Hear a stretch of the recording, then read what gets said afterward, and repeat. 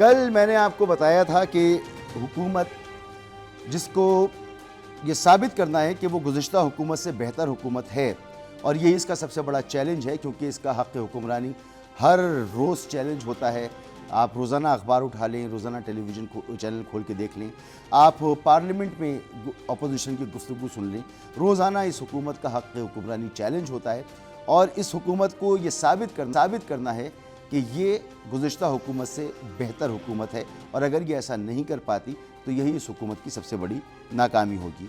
ہانی مون period اس حکومت کو کوئی بڑا لمبا چوڑا نہیں ملا تھا، اور اب تو اس کا سوال ہی پیدا نہیں ہوتا۔ تقریباً 1 سال سے اوپر کی حکومت ہو چکی ہے، لیکن اس حکومت کے جو معاملات ہیں وہ گزشتہ حکومت سے بھی دیگر گوں ہیں۔ یہ حکومت بیانیے پر چل رہی ہے، سوائے چند وزراء کے اکثر وزراء جو ہیں وہ کوئی خاص پرفارمنس دینے میں کامیاب نظر نہیں آتے۔ 76,000 ارب روپے سے زیادہ کا قرضہ حاصل کر لینا، جو کہ گزشتہ دور حکومت میں کہا جاتا تھا کہ عمران خان حکومت نے پاکستان کی تاریخ کا سب سے زیادہ قرضہ لے لیا اور پوری قوم کو مقروض کر دیا، پوری قوم کا بال قرضے میں جکڑ دیا ہے، تو اس حکومت نے بھی تاریخ کا سب سے زیادہ قرضہ لے لیا اور بہت قلیل مدت میں لے لیا۔ اب آ گیا معاملہ جناب چینی اسکینڈل کا۔ چینی اس حکومت نے گزشتہ دور حکومت میں، یعنی گزشتہ مالی سال میں، معاف کیجیے گا، گزشتہ مالی سال میں تقریباً 7,50,000 ٹن سے زیادہ چینی ایکسپورٹ کرنے کی اجازت دے دی تھی، اور اب 7,50,000 ٹن چینی امپورٹ کرنے کی اجازت دی جا رہی ہے۔ اس دوران کیا ہوا کہ چینی کی قیمتوں میں 20 سے 30 روپے تک کا اضافہ ہوا، عوام کی جیب سے پیسے نکلے، جس کو کارٹل کہا جاتا ہے، شوگر کارٹل، شوگر مافیا۔ اور جب گزشتہ،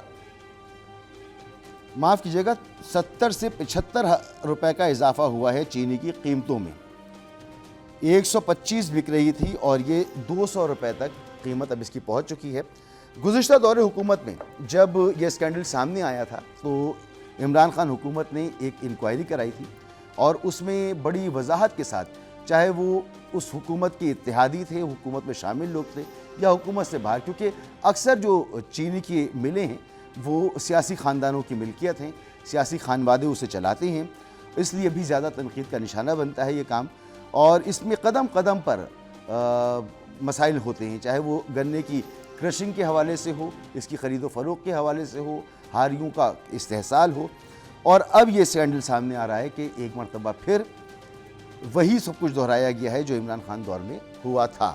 اس وقت تو چلے ایک انکوائری ہوئی تھی، اگر اس انکوائری کے بعد ہی نیب اور ایف آئی اے وغیرہ جو ہیں اس پر صحیح سے کام کرتے تو شاید اس دفعہ یہ نہیں ہوتا، لیکن حکومت گئی، وہ تمام انکوائری بھی دب کے رہ گئی، نام سامنے آ گئے تھے، سب کچھ ہو گیا تھا۔ بہرحال کیا کہتی تھی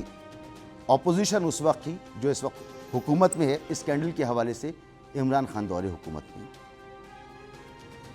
کابینہ کو چیئر وزیر اعظم کرتا ہے، اور ان کے فیصلوں کی وجہ سے ایکسپورٹ کی اجازت دی گئی۔ ملک کے اندر چینی کی قلت ہونے کے باوجود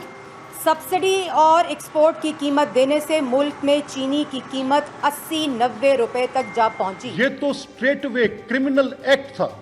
ٹو لوٹ اینڈ پلنڈر پبلک۔